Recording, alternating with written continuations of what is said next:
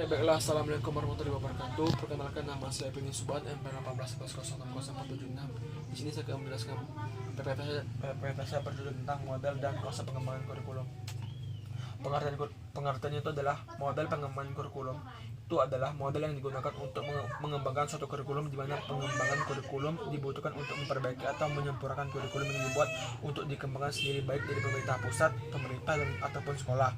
Lalu pengertian konsep itu adalah suatu konsep yang berkembang sejalan dengan perkembangan teori dan praktik dalam pendidikan. Dapat juga berarti suatu konsep-konsep yang bervariasi sesuai dengan aliran atau teori pendidikan yang dianut.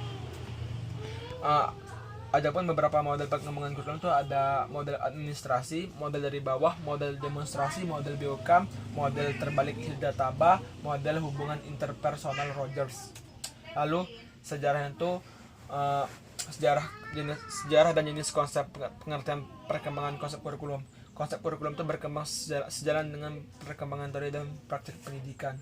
Adapun jenis-jenisnya yaitu pendidikan klasik tradisional, pendidikan pribadi, dan pendidikan interaksionis. Konsep kurikulum itu sebagai substansi atau kurikulum dipandang sebagai suatu rencana kegiatan belajar bagi murid-murid di sekolah atau perangkat yang ingin dicapai. Kurikulum sebagai suatu sistem, yakni bagian dari sistem persekolahan, sistem pendidikan, bahkan sistem masyarakat. Kurikulum sebagai suatu bidang studi, yaitu bidang kajian para ahli kurikulum dan ahli pendidikan dan pengajaran. Lalu model konsep kurikulum. Konsep kurikulum akademik. Kurikulum akademis itu bersumber dari pendidikan klasik yang berorientasi pada masa lalu. Semua ilmu, pengetahuan, dan ilmu nilai-nilai telah ditemukan oleh para pemikir masa lalu. Kurikulum humanistik itu, dalam pandangan humanisme, kurikulum adalah sesuatu yang dapat menunjukkan perkembangan anak dalam aspek kepribadiannya. Kurikulum dapat dilihat sebagai suatu proses yang mampu memenuhi kebutuhan individu untuk mencapai integrasi perkembangan dalam menuju aktualisasi perwujudan diri.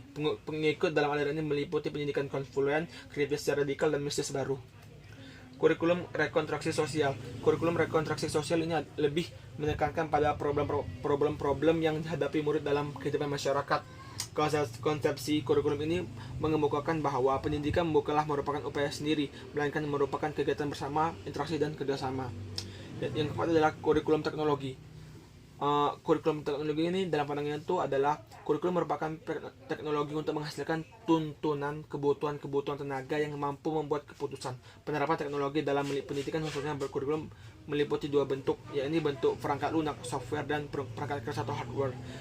Penerapan teknologi perangkat keras dalam pendidikan dikenal sebagai teknologi alat tulis.